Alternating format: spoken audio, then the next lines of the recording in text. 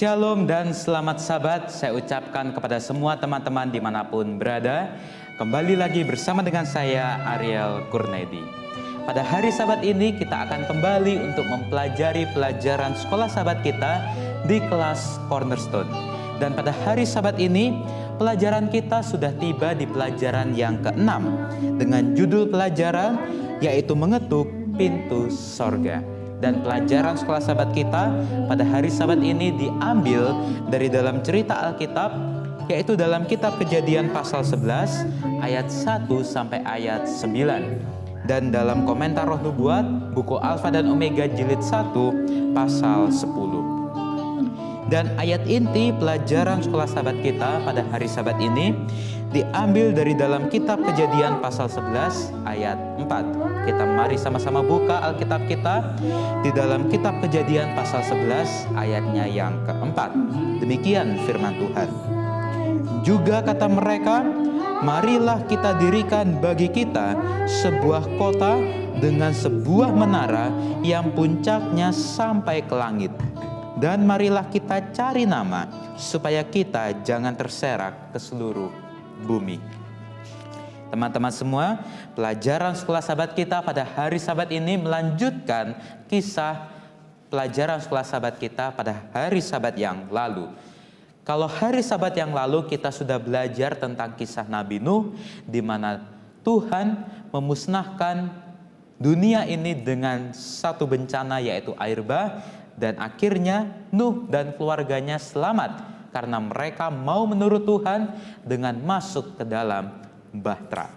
Dan akhirnya setelah mereka selesai dari bencana air bah, mereka keluar dari bahtera, dan pada hari Sabat ini melanjutkan kisah itu.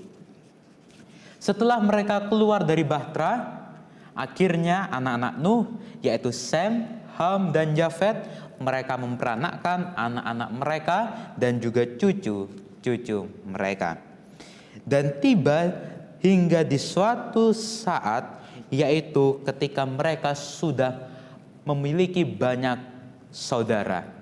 Dari 3 orang anak Nabi Nuh yaitu Sem, Ham, dan Jafet, akhirnya sudah terbentuk satu bangsa.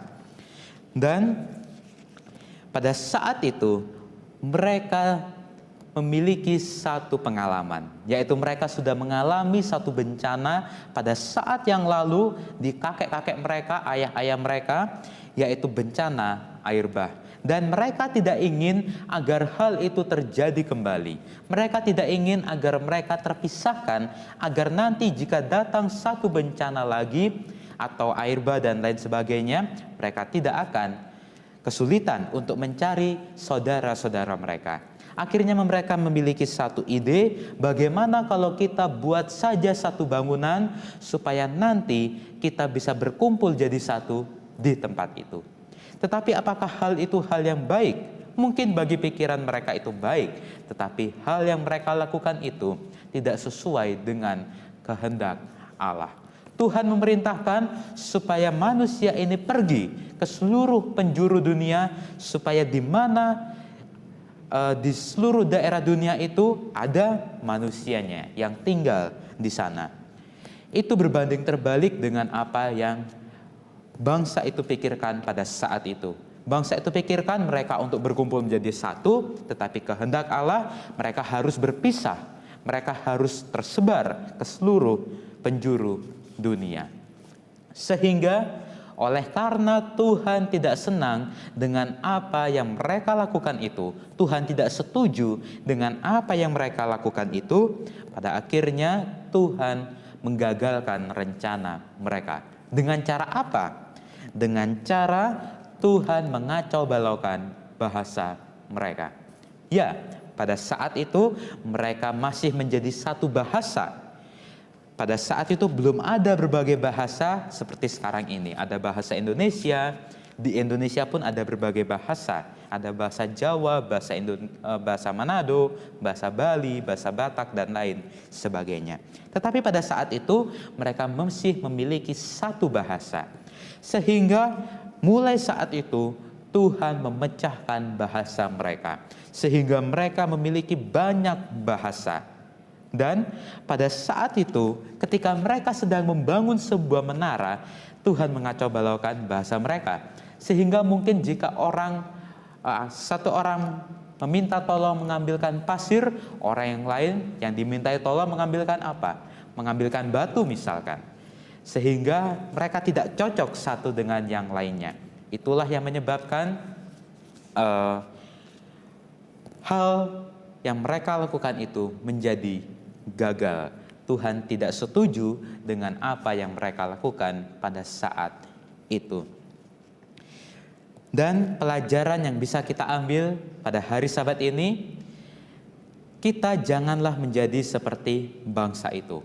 Mereka mungkin memiliki ide yang mungkin bagi pikiran mereka itu baik. Dan di sini kutipan mengatakan bahwa ide yang mereka dapatkan itu tidaklah dari ide mereka sendiri, tidak muncul dari dalam diri mereka sendiri, tetapi mereka lebih banyak dihasut oleh seseorang, yaitu yang bernama Nimrod.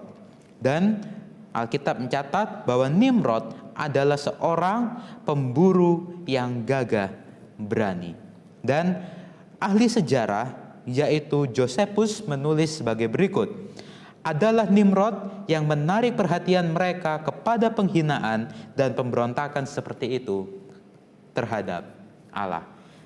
Jadi mungkin mereka memiliki ide, tetapi mereka lebih banyak dihasut oleh Nimrod.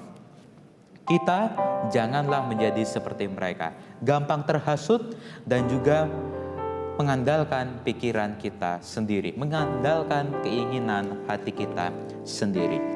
Kutipan yang lain dalam pelajaran sekolah Sabat kita pada hari Sabat ini mengatakan, kegagalan mencoba menemukan cara untuk menyelamatkan diri kita sendiri ditunjukkan melalui kisah pembangunan Menara Babel. Hanya kehidupan yang menurut dengan percaya yang membawa keselamatan yang sejati. Keselamatan yang sejati itulah yang sangat kita inginkan ada bagi kita. Dan jika kita menginginkan keselamatan yang sejati itu, kita harus hidup menurut dengan percaya kepada Allah. Syaratnya gampang, teman-teman semua. Hidup menurut dan percaya kepada Allah, itu saja yang membawa keselamatan yang sejati. Bangsa itu pada saat itu tidak menurut dan tidak percaya kepada Allah. Tuhan sudah berjanji bahwa Tuhan tidak akan mendatangkan bencana seperti itu. Dan Tuhan menyuruh agar mereka tersebar ke seluruh penjuru dunia. Tetapi bangsa itu tidak menurut dan mereka tidak percaya. Mereka masih berpikir bahwa Tuhan akan mendatangkan bencana seperti itu lagi di dunia ini, sehingga mereka tidak menurut. Mereka ingin berkumpul menjadi satu di satu bangunan, yaitu menara yang puncaknya sampai ke langit. Firman Tuhan dalam kitab Mazmur pasal 127 ayat 1 mengatakan sebagai berikut: jikalau bukan Tuhan yang membangun rumah, sia-sialah usaha orang yang membangunnya. Jikalau bukan Tuhan yang mengawal kota, sia-sialah pengawal berjaga-jaga. Jikalau bukan Tuhan yang membangun rumah, sia-sialah orang membangunnya. Apa artinya? Jikalau Tuhan tidak mengizinkan, tidak menghendaki apa yang kita lakukan itu, maka sia-sialah kita berusaha untuk membuat hal itu. Dan ayat yang berikutnya, jikalau bukan Tuhan yang mengawal kota, sia-sialah pengawal berjaga-jaga. Artinya adalah, mungkin kita menginginkan satu hal, dan itu bagi pikiran kita baik, keinginan hati kita mungkin itu baik, tetapi belum tentu itu baik bagi Allah. Belum tentu itu sesuai dengan kehendak Allah. Dan jika itu tidak sesuai dengan kehendak Allah, tidak sesuai dengan perintah Allah, maka sia-sialah kita berusaha sedemikian rupa untuk membangun atau untuk berbuat hal itu. Kita mungkin menginginkan sesuatu hal, tetapi jika Tuhan tidak menghendaki, walaupun kita berusaha dengan bagaimanapun caranya, sampai segala upaya kita lakukan, maka sia-sialah hal itu karena Tuhan tidak menghendaki. kehendaki, Tuhan tidak mengizinkan. Tuhan tidak setuju dengan apa yang kita inginkan itu. Jadi pelajaran sekolah sahabat kita pada hari Sabat ini, biarlah apa yang kita inginkan itu sesuai dengan kehendak Allah. Bagaimana caranya kita tahu supaya apa yang kita inginkan itu sesuai dengan kehendak Allah? Kita harus selalu percaya kepada Allah. Kita harus selalu bersandar kepada Allah. Minta petunjuk kepada Allah, apakah hal yang saya inginkan ini sesuai dengan kehendak Tuhan atau tidak? Apakah hal yang saya inginkan ini sesuai dengan perintah Allah atau tidak? Maka jika apa yang kita inginkan itu sesuai dengan kehendak Allah, maka kita yakin dan percaya bahwa Tuhan akan selalu menolong kita. Tuhan akan selalu menyertai kita dan Tuhan akan mengabulkan apa yang kita inginkan tersebut. Inilah pembelajaran sekolah sahabat kita pada hari Sabat ini, dan jika teman-teman semua suka, silahkan untuk di like videonya dan juga komen di bawah. Dan kalau teman-teman rasa video ini layak untuk di-share, silahkan untuk di-share ke sosial media teman-teman semua. Dan kalau teman-teman ingin subscribe, silahkan untuk subscribe. Dan kalau teman-teman subscribe, jangan lupa untuk nyalakan loncengnya agar teman-teman bisa mendapatkan notifikasi di HP teman-teman jika saya mengupload video pembelajaran terbaru. Sampai jumpa di video pembelajaran sekolah sahabat berikutnya. Tuhan Yesus menyertai kita semua.